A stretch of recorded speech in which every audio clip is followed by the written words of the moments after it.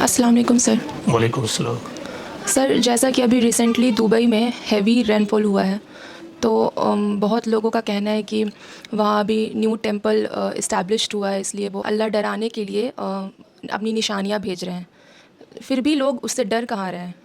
اگر وہ نشانی بھی ہے تو لوگ اس سے کہاں ڈر رہے ہیں ابھی بھی؟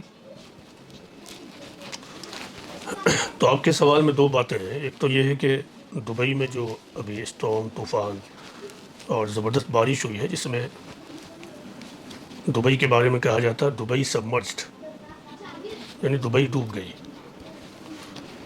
Dubai under water. تو ایک بات تو یہ کہ کیا یہ اللہ تعالیٰ کی طرف سے عذاب ہے یا پھر نشانی ہے، تو ہم تو ایسا کہہ نہیں سکتے ہیں۔ اصل یہ ہے کہ ہم سے مراد ہے کوئی انسان۔ پیغمبر کی ذات جب موجود ہوتی ہے تو وہ چیزوں کو پن پوائنٹ ایکسپلین کر سکتی ہے۔ پیغمبر کے بعد جو دوسرے لوگ ہوں گے، جو مصلحین ہوں گے، ریفارمرز ہوں گے، جس کو مذہبی کیس میں آپ علماء کہتے ہیں، ان کی ذمہ داری ہے کہ وہ چیزوں کو بیان کرتے رہیں اسپیسیفک انداز میں۔ کسی واقعے کو لے کر یہ کہنا بڑی جرت کی بات ہے، کیونکہ اگر یہ نہیں ہوا، اللہ تعالیٰ نے اس پورے معاملے کو اس اینگل سے نہیں دیکھا ہے، تو پھر تو آپ کی یہ بات اللہ پر الزام ہے۔ اللہ تعالیٰ اپنی نشانیاں بھیجتا رہتا ہے، اللہ تعالیٰ قوموں کو وارننگ دیتا رہتا ہے، یہ بات درست ہے، قرآن میں بار بار بتایا گیا ہے۔ اللہ تعالیٰ آزمائش میں بھی ڈالتا ہے۔ ایک تو چیز وہ ہے کہ وارننگ بھیجتا ہے، سم ٹائم وارننگ آگے بڑھ کر چھوٹے موٹے عذاب کی صورت اختیار کر لیتی ہے۔ دوسری چیز ہے آزمائش، یعنی ٹیسٹ، تو یہ بھی اللہ تعالیٰ لیتا رہتا ہے، اور یہ سب کچھ ہوتا رہے گا۔ اصل یہ ہے کہ جو کنسرنڈ پرسن، جو کنسرنڈ گروپ ہے، جو کنسرنڈ ملک ہے اور اس ملک کے سربراہ، ان کو یہ سوچنا ہے کہ کیا ان سے کوئی غلطی ہوئی ہے، تو اگر غلطی ہوئی ہے تو وہ غور و فکر کریں اور اس کی اصلاح کریں۔ دوسری بات یہ ہے اس معاملے میں کہ خود ٹیمپل کی تعمیر کے معاملے میں علماء کی دو رائے ہیں۔ ایک رائے تو یہ ہے کہ سرزمین عرب مکمل معنوں میں اللہ تعالیٰ نے اپنے حصے میں لے لیا ہے، لہٰذا وہاں کوئی بھی مشرکانہ عمل اعلانیہ نہیں ہوگا، اس کی اجازت نہیں ہے۔ ایک رائے یہ ہے۔ دوسری رائے ہے کہ ایسا نہیں ہے، لہٰذا دیکھیے سورہ حج کی آیت نمبر 38، 39، 40 کی آپ اسٹڈی کیجیے۔ سورہ حج آیت نمبر 38، 39، 40۔ ان آیتوں میں پیغمبر اسلام محمد صلی اللہ علیہ وسلم کو جب ڈیفنس کی اجازت دی گئی، جب آپ کے دشمن، آپ کے اپوننٹس نے مکہ سے مائیگریشن کے باوجود آپ کے خلاف ایگریشن کرنا نہیں بند کیا، اور مدینہ میں آپ پر ون آفٹر اندر حملہ کرنا شروع کر دیا، تب پروفٹ آف اسلام کو اللہ تعالیٰ نے ڈیفنس کا پرمیشن دیا کہ now you have to defend yourself اور یور گروپ، یور کمیونٹی۔ تو جو اس میں ریزن دیا ہے اللہ تعالیٰ نے، وہ ریزن بہت ہی زیادہ سبق آموز ہے۔ موجودہ زمانے کے مسلمانوں کو اور علماء کو، سب کو اس پر سوچنا چاہیے کہ اس میں کیا بات کہی گئی ہے۔ اس میں اللہ تعالیٰ نے کہا ہے کہ ہم اسی طرح بعض کو بعض سے دفاع کرتے ہیں، ڈیفنس کرتے ہیں، یعنی ایک گروپ کی حفاظت دوسرے گروپ سے کرواتے ہیں۔ جیسے ایک گروپ کمزور پڑ رہا ہے تو دوسرے گروپ کو کھڑا کیا کہ وہ اس کی حفاظت کر دے، تو اسی کو کہا کہ ہم اسی طرح بعض سے بعض کو ڈیفینڈ کراتے ہیں۔ اگر ہم ایسا نہ کریں تو پھر اس دنیا میں جو مسجدیں ہیں، خانقاہیں ہیں، چرچز ہیں، یا خدا کو یاد کرنے کی جگہیں ہیں، یعنی صرف وہاں مسجد کا نام نہیں لیا گیا بلکہ وہ تمام جگہیں جہاں خدا کو یاد کیا جاتا ہے۔ اب ظاہر ہے چرچ کو آپ، جو چرچ ہے اس کو آپ توحید کا مرکز نہیں مانتے ہیں، مونوتھیزم کا سینٹر تو آپ نہیں مانتے ہیں، لیکن قرآن میں اس کا ذکر ہے۔ تو محض کہیں مندر بن جانے سے کوئی عذاب کی صورت پیدا ہو جائے تو یہ بات قرآن سے ناقابل فہم ہے، یہ بات قرآن سے ناقابل فہم ہے۔ اصل بات جو مسلمانوں کو سمجھنا ہے وہ یہ ہے کہ موجودہ دنیا امتحان گاہ ہے۔ مسلمانوں پہ دو بنیادی ذمہ داریاں ہیں۔ پہلی ذمہ داری یہ ہے کہ مسلمان ذاتی طور سے پورے معنوں میں قرآن و سنت کے مطابق اپنی زندگی کو ڈھالیں، یعنی انڈیویجول لائف، جو ایک ویکتیگت زندگی ہوتی ہے اس کو وہ قرآن و سنت کے مطابق ڈھالیں۔ دوسری عظیم ترین ذمہ داری ہے، اور یہ ذمہ داری تو موجودہ زمانے کے مسلمانوں کی اکثریت ادا نہیں کر رہی ہے، وہ ذمہ داری یہ ہے کہ خدا کے پیغام کو تمام انسانیت تک پہنچانا، جسے قرآن و حدیث میں شہادت الناس اور دعوت اللہ کہا گیا ہے۔ یہ ذمہ داری دبئی کے کنگ اور پرائم منسٹر کے اوپر بھی ہے، سعودی عرب کے کنگ اور پرائم منسٹر کے اوپر بھی ہے، ہندوستان کے علماء کے اوپر بھی ہے، ہندوستان کے سیکولر لیڈر کے اوپر بھی ہے۔ تمام مسلمانوں کے اوپر اپنے اپنے دائرے میں یہ رسپانسبلٹی ہے کہ وہ اپنے اپنے حالات کے مطابق یہ کام انجام دیں۔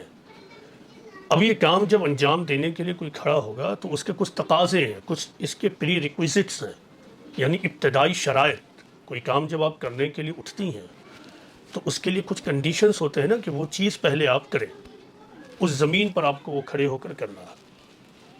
مثال کے طور پر ایجوکیشن کے معاملے میں آپ کو میتھمیٹکس سیکھنا ہے، تو میتھمیٹکس سیکھنا ہے تو اس کے لیے آپ کو بورڈ ماس آنا چاہیے، یہ آپ کو بنیادی ایڈیشن آنا چاہیے، یعنی وہیں سے سیکھنا شروع ہوتا ہے۔ آپ کو سبسٹریکشن آنا چاہیے، آپ کو ملٹیپلیکیشن آنا چاہیے، تو یہ سب آپ کو آنا چاہیے، تب جا کے میتھمیٹکس کا جو اوپر کی تعلیم ہے وہ آپ سیکھ پائیں گے۔ تو یہ اس کی بنیادی شرائط میں سے ایک ہے۔ اسی طرح جب آپ دعوت اور شہادت کی ذمہ داری شروع کریں تو اس کے تقاضے ہیں، ان میں سے بڑا تقاضا یہ ہے کہ غیر مسلم کمیونٹی کے ساتھ آپ کے تعلقات اچھے ہوں، اور یہ تو موجودہ زمانے میں پاکستان سے لے کے دبئی تک مسلمانوں کی اکثریت کیا کرتی ہے، غیر مسلموں سے ہمیشہ ریلیشن بگاڑتی ہے، جان بوجھ کر بگاڑتی ہے۔ یہ کام اس بات کا تقاضا کرتا ہے کہ غیر مسلم کمیونٹی کے ساتھ کسی بھی قسم کا کوئی مادی ٹکراؤ نہ ہو، مٹیریلسٹک کنفرنٹیشن نہ ہو۔ تو مسلمان دیکھیے جہاں کہیں بھی کھڑے ہیں وہ غیر مسلم کمیونٹی کے ساتھ وہ مٹیریلسٹک ٹکراؤ کرتے ہیں۔ پروفٹ آف اسلام محمد صلی اللہ علیہ وسلم کی سنت اس معاملے میں یہ ہے کہ پیغمبر اسلام نے آپ کو عرب کے مٹیریلسٹک ٹکراؤ سے بالکل الگ رکھا۔ مثال کے طور پر مکہ میں جب آپ نے خدا کے پیغام کو پہنچانا شروع کیا تو ایک مرتبہ آپ سوق عکاظ میں گئے۔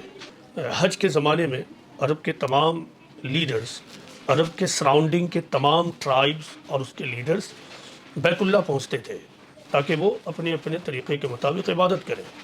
Profit of Islam, prophet of God اس موقع کو استعمال کرتے تھے اس پرپس سے۔ آپ جا کر وہاں ملے، آپ جا کر وہاں ملنے کے بعد لوگوں سے جو کچھ کہا وہ قابل غور ہے، جو کچھ کہا وہ قابل غور ہے۔ آپ نے کیا کہا؟ آپ نے ان لوگوں سے کہا کہ دیکھو میں اللہ کا نبی ہوں، میں چاہتا ہوں کہ اپنے رب کا پیغام تمام انسانیت تک پہنچاؤں، تو کیا تم لوگ اس معاملے میں میری پشت پناہی کرو گے، مجھے بیک کرو گے، سپورٹ کرو گے؟ اس کے علاوہ میں کسی اور چیز کے لیے تم کو مجبور نہیں کروں گا، کسی اور معاملے میں تم کو پرابلم میں نہیں ڈالوں گا۔ اس کا صاف مطلب تھا، کیا مطلب تھا؟ کہ میرا مقصد صرف خدا کا پیغام پہنچانا ہے، اس کے علاوہ جو دوسرے سوشل پرابلمس ہیں، دوسرے پولیٹیکل پرابلمس جو تمہاری سرزمین کے ہیں، اس سے مجھے کوئی سروکار نہیں ہے، اس میں تم آزاد ہو، تم جو چاہو کرو۔ لیکن اب دیکھیے پوری دنیا میں مسلمان کیا کر رہے ہیں، تو جو کرنا ہے وہ کرتے نہیں ہیں، اور جو نہیں کرنا وہ کر رہے ہیں، بیٹھ جائیں گے سوشل میڈیا پر اور ایسی ایسی باتیں کریں گے جس سے غیر مسلم اور ان سے متنفر ہو، غیر مسلم کے اندر مسلمانوں اسلام کے لیے ہیٹریٹ پیدا ہو، غیر مسلم قرآن سے اور دور ہو جائے، غیر مسلم پروفٹ محمد صلی اللہ علیہ وسلم سے اور دور ہو جائے، صرف نگیٹو باتیں، صرف ایک پوائنٹ نکال کر غیر مسلم کمیونٹی کو نیچا دکھانا، صرف یہی کام ان کا رہ گیا ہے۔ تو یہ تو کوئی کام نہیں ہے، کرنے کا یہی کام ہے۔ باقی آدمی کو چاہیے کہ آدمی ہمیشہ وہی کام کرے جو قرآن و سنت کے مطابق ہو۔ ہم اسپیسیفک انداز میں کسی انسیڈنٹ کو لے کر یہ نہیں کہہ سکتے ہیں کہ یہ خدا کا عذاب اس وجہ سے ہے۔ ہاں یہ بات بالکل واضح ہے قرآن و حدیث سے کہ اللہ تعالیٰ وارننگ بھی دیتا ہے، کبھی وارننگ عذاب کی صورت اور پنشمنٹ کی صورت اختیار کر لیتی ہے، اللہ تعالیٰ آزماتا بھی ہے، آزمائش میں بھی ڈالتا ہے تاکہ آزمائش میں پڑنے کے بعد لوگوں کی آنکھیں کھل جائیں، لوگ سمجھنے لگیں کہ ہم غلط کر رہے ہیں۔ تو یہ ایک اور اہم بات اس سلسلے میں یہ ہے کہ مسلمانوں کو یہ سمجھنا ہوگا کہ جو رائٹ وہ اپنے لیے پریزروڈ رکھے ہوئے ہیں، اس معاملے میں وہ دوسرے کو ڈپرائیوڈ نہیں کر سکتے ہیں، کیونکہ دنیا پوری طرح بدل گئی ہے تیزی سے۔ تو اس معاملے میں صحیح طریقہ کیا ہوگا؟ یہ علماء کو بیٹھنا ہوگا۔ بہت سارے معاملات ایسے ہیں مثال کے طور پر اگر ہم یہ چاہتے ہیں کہ دنیا کے کسی بھی حصے میں میرے لیے مسجد بنانے کی آزادی حاصل ہو، تو دوسرے بھی چاہیں گے کہ مجھے بھی اپنی عبادت خانے کو بنانے کی آزادی حاصل ہو۔ ہاں، کچھ مخصوص جگہوں کو چھوڑ کر یہ ہر مذہب کے ماننے والوں کے ساتھ ہے۔ جیسے انڈیا میں کچھ مندر ہے جس میں دوسرے مذاہب کے ماننے والوں کو جانے کی اجازت نہیں ہے، ٹھیک ہے، وہ ہے تو آدمی کو چاہیے کہ اس کا رسپیکٹ کرے، دوسرے مذاہب کے لوگ وہاں نہ جائیں۔ اسی طرح حرمین میں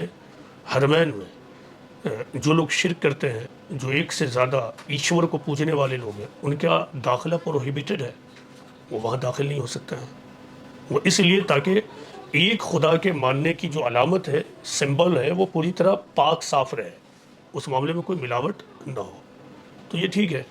لیکن اگر تمام کرسچن میجورٹی علاقے میں مندر اور مسجد بننے کو روک دیں، اسی طرح مسلمان تمام ان علاقوں میں جہاں مسلمانوں کی اکثریت ہے مندر اور چرچز کو بننے سے روک دیں، سیناگوگ کو بننے سے روک دیں، اسی طرح ہندو یہ کرے کہ اپنے علاقے میں وہ مسجد، چرچ اور سیناگوگ بننے سے روک دیں، تو پھر تو سوسائٹی میں صرف انتشار ہوگا۔ صحیح طریقہ یہ ہے کہ سوسائٹی میں تمام مذاہب کے لوگوں کو اپنے اپنے مذہب کی دعوت دینے کی آزادی ہو، اور پھر لوگوں پر یہ چھوڑ دیا جائے کہ لوگ یہ خود فیصلہ کریں کہ سچا مذہب کون ہے، سچا راستہ کون ہے، جس راستے کو اختیار کر کر ہم سچے خدا تک پہنچ سکیں اور اپنے لیے سالویشن اور نجات کو حاصل کر سکیں۔